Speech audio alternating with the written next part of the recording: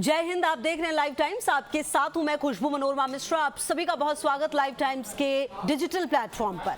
और देखिए, आज जिस विषय पर हम बात करेंगे इस पर नजर है इसीलिए क्योंकि वो अखिलेश यादव जो लगातार कहा करते थे कुंभ की व्यवस्थाओं पर सवाल उठाया करते थे, आज उनकी मौजूदगी प्रयागराज कुंभ में है। और इसीलिए ये सियासत आप कह लीजिए या समझ लीजिए उनकी मजबूरी है या फिर उन्हें जाना था। अब सवाल इस पर कई सारे उठने लगे हैं। बहरहाल अखिलेश यादव की जब मौजूदगी प्रयागराज में है तो निश्चित तौर पर जो सियासत है वो काफी ज्यादा तेज हो चुकी है। अखिलेश यादव जब यहाँ पर पहुंचे तो ये अपने आप में चर्चा का विषय था, क्योंकि अगर आप अखिलेश यादव को समझे तो जब से कुंभ का आयोजन हुआ है तब से वो लगातार योगी सरकार पर, योगी मंत्रालय पर, इनफैक्ट जो भी कुछ दिन पहले वहां पर एक प्रयागराज में ही जो मीटिंग कराई गई उसको लेकर भी उन्होंने तंज कसा था, उस पर भी उन्होंने सवाल उठाए थे। ऐसे में अब जब अखिलेश यादव की यहाँ पर मौजूदगी है तो निश्चित तौर पर जो सियासत है वो होनी ही थी। ऐसे में आप देखिए, सबसे पहले आप समझिए कि महाकुंभ को लेकर अखिलेश यादव के 3 बड़े बयान कौन से रहते हैं जिसका जिक्र बहुत ज्यादा जरूरी हो जाता है ऐसे समय में जब आप बयान भी देते हैं और आप खुद की मौजूदगी भी कुंभ में कराते हैं। बहरहाल देखिए, जो 3 बयान उन्होंने दिए, 29 दिसंबर को उन्होंने कहा कुंभ में निमंत्रण नहीं दिया जाता है, कुंभ में लोग अपनी आस्था से आते हैं, मैं किसी के बारे में कुछ कहना नहीं चाहता, हमने अपने धर्म में सीखा और पढ़ा है कि ऐसे आयोजन में लोग खुद आते हैं। ये इनका बयान 29 दिसंबर का था। इसके अलावा 15 जनवरी मतलब जब कुंभ की शुरुआत हो गई उसके बाद उन्होंने कहा हरिद्वार में इतने संसाधन होने के बाद भी अगर महाकुंभ में कमियां रहती हैं तो कहीं ना कहीं सवाल खड़े होते हैं। हमें उम्मीद है सरकार उन तमाम कमियों पर ध्यान देगी और दूर करेगी। ये उनका बयान 15 जनवरी को जब कुंभ की शुरुआत हो गई।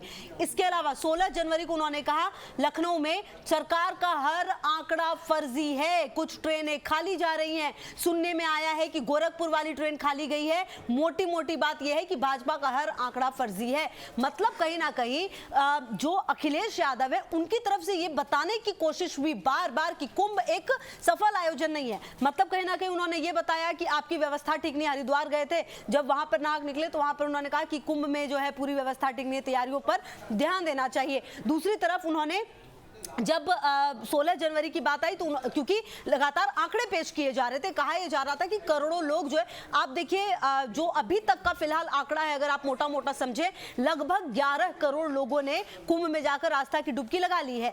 अब ये आंकड़ा सामने आ रहा है लगातार नए नए, तो ऐसे में अखिलेश यादव को दिक्कत इस पर भी थी। उन्होंने कहा कि हर आंकड़ा फर्जी है, मतलब उनके हिसाब से जो लोग वहां पर पहुंच रहे हैं, जो आंकड़ा सामने आ रहा है वो गलत है। और अखिलेश ने योगी कैबिनेट के संगम स्नान की भी चुटकी ली थी। वो तस्वीरें उन्होंने लगाकर एक्स पर लिखा था, त्रिवेणी को करे प्रणाम और रखे नहान का मान, यही प्रार्थना है प्रभु से, जो भी संगम तट जाए उनके अंदर सौहार्द प्रेम और करुणा उपजाए, झूठ ना बोलो गंगा के तट, ना करो घोषणा बिन बजट।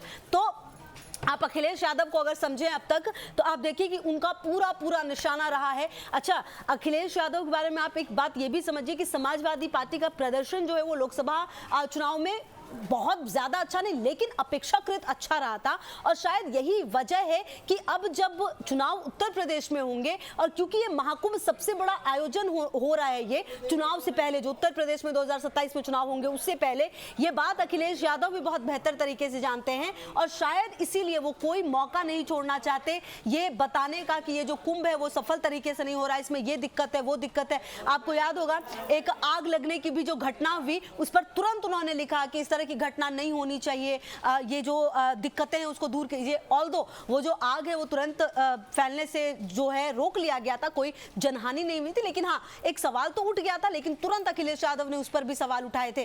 तो सवालों का दौर जो है वो अखिलेश यादव का खत्म नहीं हुआ और अब जब खुद पहुंच गए कुंभ तो ऐसे में अब चुटकी जो है तमाम जो बीजेपी के जनप्रतिनिधि है वो भी लेंगे। देखना ये भी दिलचस्प होगा कि उनकी तरफ से क्या कहा जाएगा, क्योंकि जो पूरा कार्यक्रम आप ऐसे समझिए, क्योंकि आज बहुत भीड़ भी है कुंभ में, क्योंकि देखिए आज छुट्टी का दिन था, 26 जनवरी वैसे तो रविवार ही था, लेकिन कई लोग जो है वहां पर पहुंचे हैं और ऐसे में 4 घंटे मौजूदगी अखिलेश यादव की प्रयागराज में होगी। और कहीं ना कहीं अब ये देखना दिलचस्प है कि जब अखिलेश यादव यहाँ पर पहुंचेंगे और डुबकी लगाएंगे तो किस तरह की जो प्रतिक्रिया है वो अब सामने आएगी। हालांकि देखिए जो बातचीत का दौर है वो तो लगातार चल रहा है, लेकिन 23 जनवरी को ही महाकुंभ पहुंचने वाले थे, लेकिन किसी कारण से वो वहां पर नहीं पहुंच पाए, कार्यक्रम स्थगित हो गया था। लेकिन अब जो जानकारी है उसके मुताबिक कि कुंभ में मौजूदगी है, स्नान करेंगे और साथ ही साथ वहां के साधु संतों से भी मुलाकात करेंगे अखिलेश यादव। इसके मायने अपने आप में बहुत महत्वपूर्ण है। अच्छा, कुंभ को आप ऐसे देखिए तो कल गृह मंत्री अमित शाह की भी मौजूदगी होने वाली है वहां पर।